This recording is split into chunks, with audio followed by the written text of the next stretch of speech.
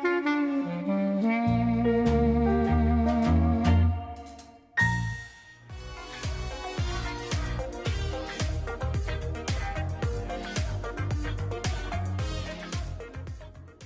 just saw him on the commercial. Now we have the live and in-person version of Dwight Brown from Home Helpers. Thank you so much for coming. Thank you for having me. So, well, as we just probably saw, you guys are an in-home caregivers service.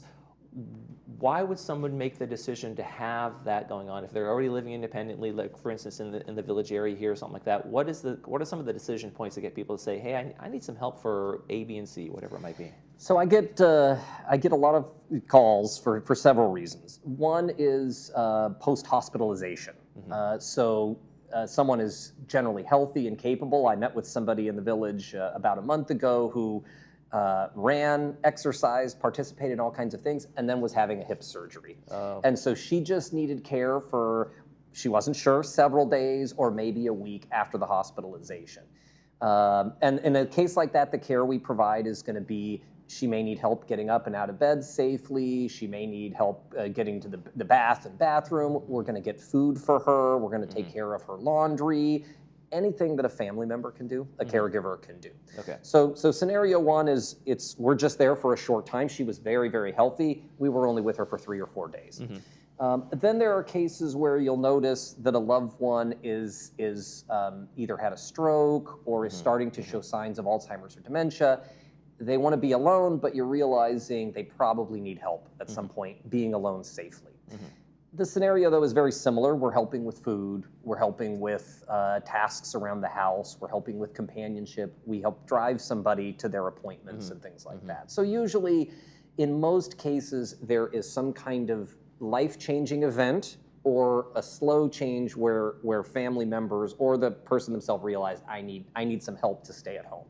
Now, in terms of a stroke or some sort of major health condition that kind of changes a person in their home, they may have a spouse that is able-bodied enough maybe to help, but they still need that support, right? Because the spouse becomes this caregiver instead of being able to live their own life too. Is that a case that happens sometimes? Yeah, so prior to being in the caregiving world, I worked for Anthem in Medicare. And the statistics at Anthem were that a family caregiver, their health actually deteriorates faster than the person they're taking care of.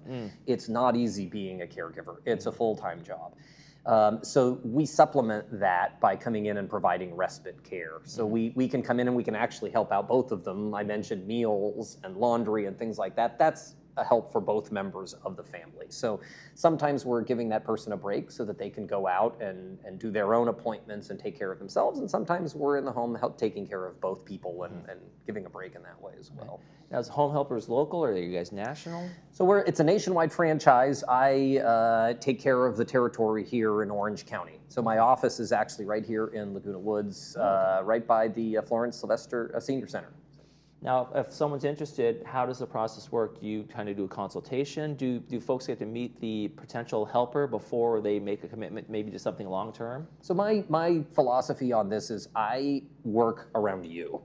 I get calls from people that they're in the hospital and they're going to be discharged and they just found out they're discharged tonight or tomorrow morning.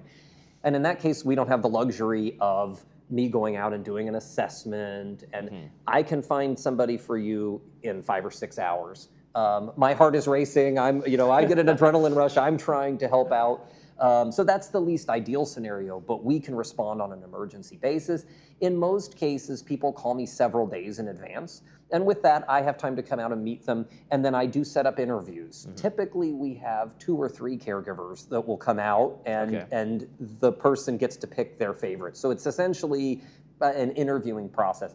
I find that it is more successful that way because then you're empowered to pick the person that you like. Right, and that's a challenge too, because I mean, imagine some of the resistance to this is I don't want some stranger in my house, and there's an imposition in the way. There's a presence there that wasn't there before. So, is that a consistent thing? If there's a home healthcare helper that's going to be in the house, are they that person long term? So always prefer to have as few different people in your home as possible. The goal scenario is one person. And think about it from my point of view. I don't want to be managing a staff of different people going in and out of your home. That's no fun for me either. The best scenario is I find you one person, you love that person, and you're with them forever. I've got a caregiver here in Laguna Woods who has had a client and caregiver who have been together for 3 or 4 years, the same person, and it never changes unless that person has a birthday, holiday, or something else, and they ask me for a backup. So that's the ideal scenario, is always the fewest people. And you mentioned another point, which is one of the most common requests that I get is, I'm very independent. I don't want someone here breathing over my shoulder, monitoring me all day. But it's usually not like that at all. In most scenarios, people are very independent and they just want help. And so the caregiver, the caregiving isn't a bad term in a way. I like to tell people it's like a personal assistant, right? You tell the personal assistant you want help with filing papers or help cleaning out your closet or cooking or whatever, and that's it. They're not a nurse following you around and making sure that you're healthy all the time. Okay. But when they come into our house, there's also that concern of who is this person? How do you vet the folks that come into other people's homes and give that care? So it's a great question. 15 or 20 years ago in the state of California, caregiving was a little bit the Wild West. Each of us agencies were trusted to go out and be background checking and doing other things. The state of California stepped in about 15 years ago. All background checking and monitoring is done now by social services, the California Department of Social Services. So when a caregiver comes into my office looking for a job, they are licensed with the California Department of Social Services. They do a full background investigation. They check Department of Justice and state databases. And if they pass that background check, then they get associated with my business. The state then knows that caregiver works for me. And if that person breaks the law in any way, the state calls me and says, you have to terminate that person. So they're background checked and monitored. What is the impact cost-wise for this? I mean, obviously it depends on the sliding scale of how much help you need and how many hours, that kind of thing, but is there an average? Yeah, caregiving is the most expensive form of senior care, essentially. So you have a lot of options, and I talk about this at one of my local Q&A seminars, that if you start needing help, you can go to a board and care, you can go to an assisted living or a senior community, the Ivy Wellington, for example. Home care is actually going to be the most expensive. And the reason is it's one-on-one. You have a dedicated person with you. Now, you can control the time.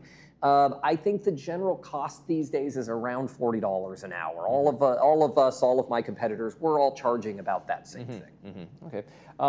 If people want to get more information, they can go to your website and call the number and all that kind of stuff. But you also, like you said, you do these seminars once in a while so people can have a longer conversation with you. I'm a big proponent of local small businesses. And so I frequent some small restaurants in the area. And one of them that I love is Laguna Cafe. It's right next to Aldi.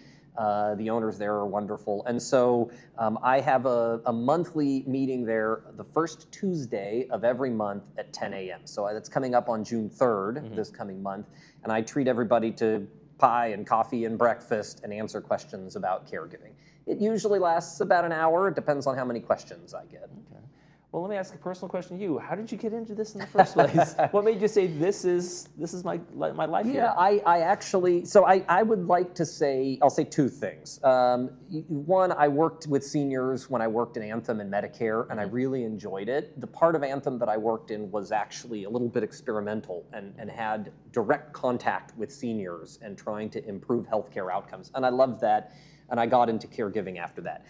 Probably the better answer is that my mom was always the family caregiver. She took care of my grandmother, she took care of my grandfather. She's just that kind of person, and so I think I was just raised in an environment where taking care of people is meaningful. All right, if people need a little taking care of themselves, home helpers might be the way to go. Dwight Brown, thank you so much for joining us today. Thank you very much for having me. All right, and when we come back, we'll be back with the Senior Center update. Stay with us.